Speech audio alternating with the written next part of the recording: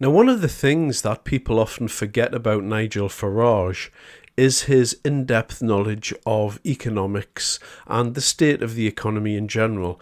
He did used to work in the city, he's run businesses, he can add up, for want of a better way to put it.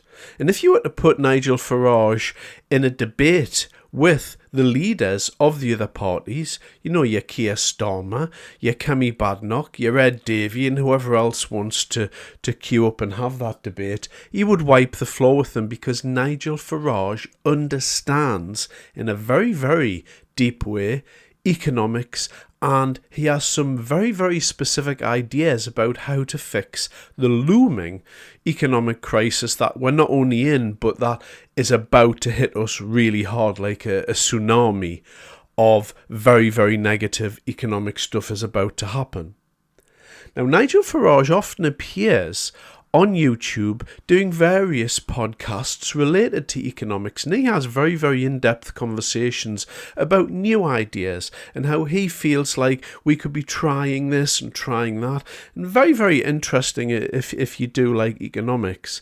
Now, I did pick out one particular podcast that he done recently, and I'm going to just have a look at a couple of very short clips and just see what he says on there, just to give you an idea and a flavour, if he was elected at the next election, how he would approach the economics problem that we've got. Now, I am going to put a full link to the podcast in the description to this video. The whole thing's about 20 minutes, but I'm going to capture the highlights for you right here. You know, money and finance are at the very heart of it, because we're living in a country with no growth.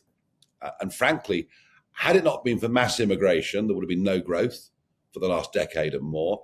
Had it not been for excessive government borrowing, there would have been no growth at all.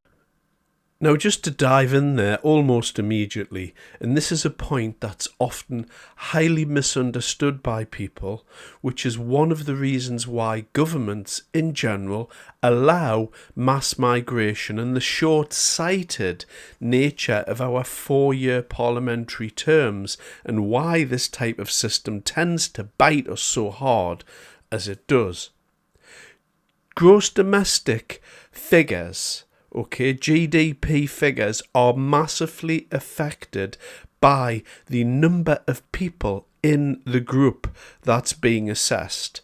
And so however many people are in a society, the GDP figure calculated that the government uses with which to assess its growth figures and targets year to year, which feeds in to the OBR forecasts and feeds in to the Chancellor's annual budgets and whatever emergency budgets that they choose to do, is massively affected by the body count.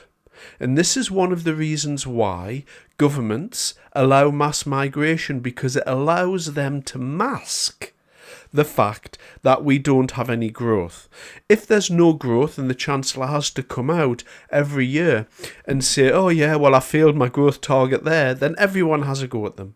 But if they bring more people in, on paper, it appears that there's more people in the country, therefore gross domestic product can be jiggled around and can be morphed and pushed over here and moulded and pushed and pulled, and make it look like the country is going through growth. And I know this is very, very difficult for normal people to understand. Well, how can they work that out? And how is that the case if it's not actually making any more money? It's because all the governments do is play with numbers. And so, if, as he said there, if it weren't for mass migration, we would have had a period of zero or negative growth for many, many, many years. And that's why the Tories did it, and that's why Labour are doing it as well. Partly ideological reasons for Labour, but this is why successive governments allow mass migration. It's a short-term fix to the fact that the parliamentarians as a group of people are not able to generate growth. So we have a UK economy where productivity, both in the private and public sector, has fallen. Unemployment has gone through the roof, but we mask it as disability benefits or whatever else it may be. The work ethic, sadly, is diminishing. The country's getting poorer. And of course, you look at 10 and 30-year yields on British government bonds, gilts, you see they're even higher than they were than at the peak of the Liz Truss crisis, or so-called crisis of 2022. And this is another huge point that is a talking point that people repeat again and again and again. And it's complete and utter tripe.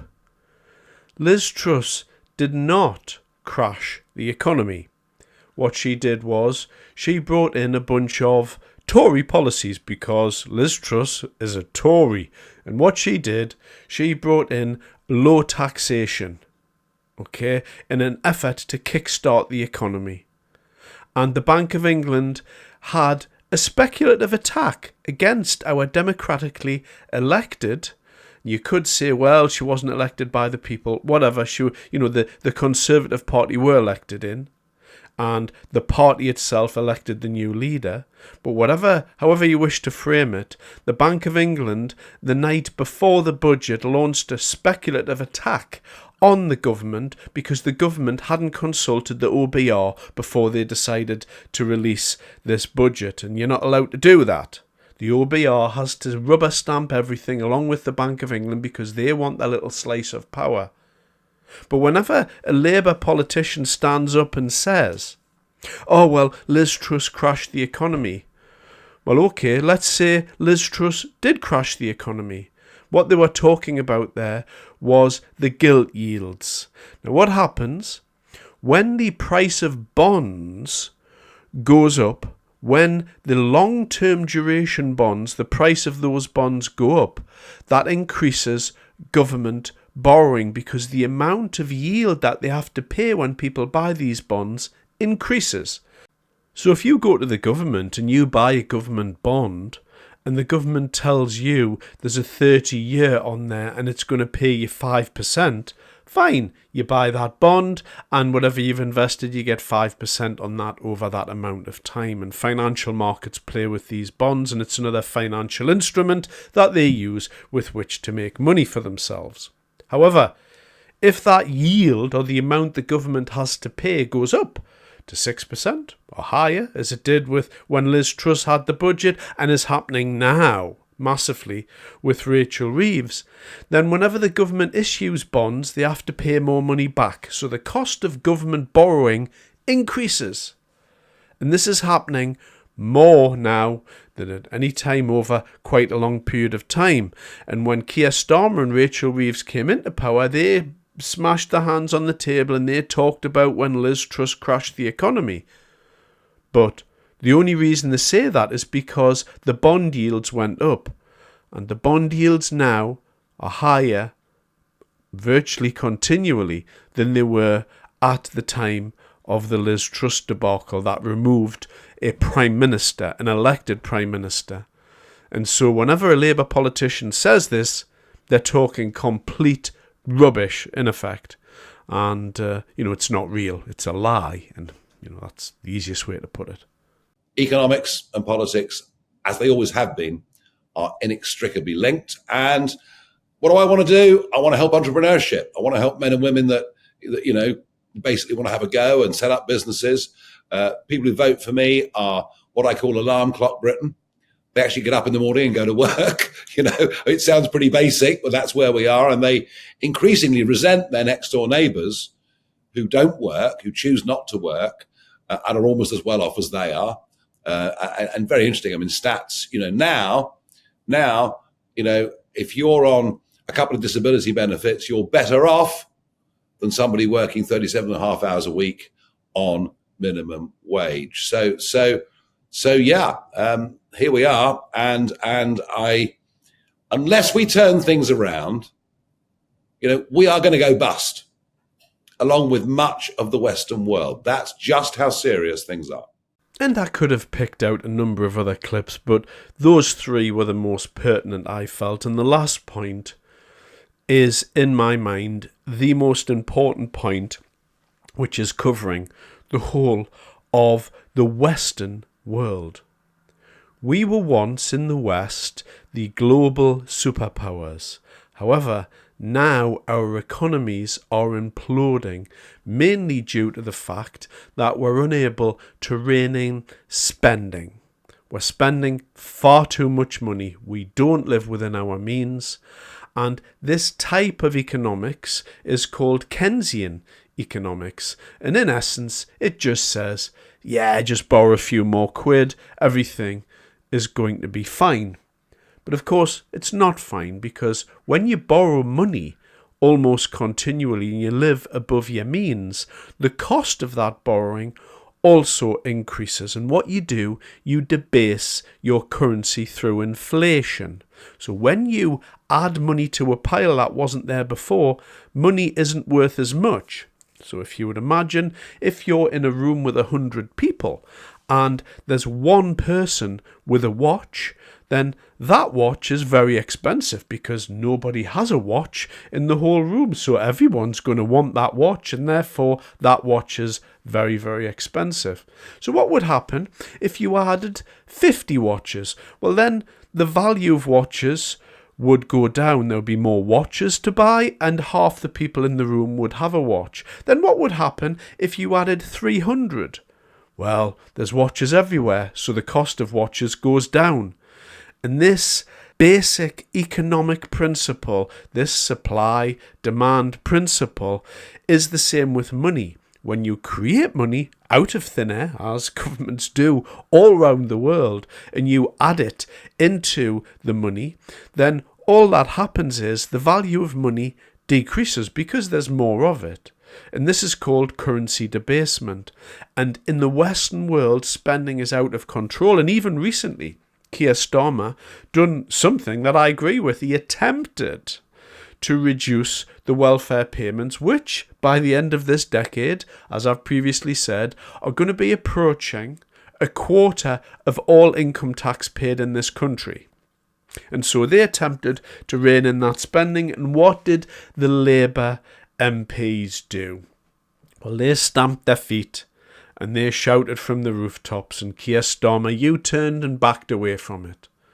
And it's these types of small cuts, eventually you bleed out. And this is what's happening here. All around the Western world, we are unable to get a grip of our financial situation and in essence live within our means. And because we're unable to say the most valuable word, one of the most valuable words in the English language, no, we can't do that, no.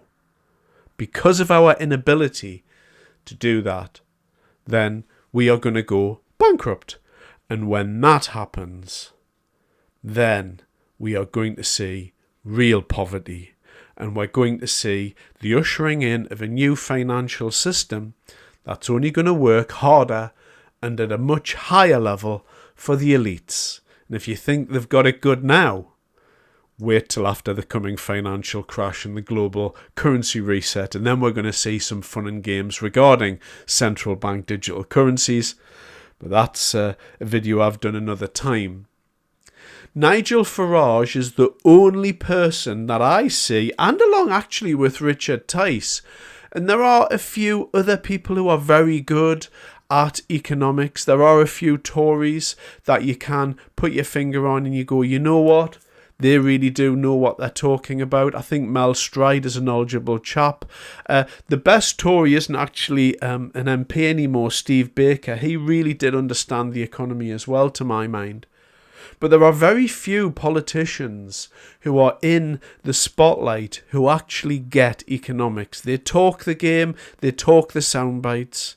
But on this specific area, we need somebody who's running our country who understands economics and is going to rein us in and pull us back from the brink and at least make sure that we're not going to be one of the first countries to fall, because the people at the back of the queue of the financial crashes that are ultimately going to happen everywhere, they'll do the best. And that's why, just that reason alone, and the migration issue, for me, means that there is only one person to vote for at the next election. If you care about the economy and you want to see people do well, then there is only reform.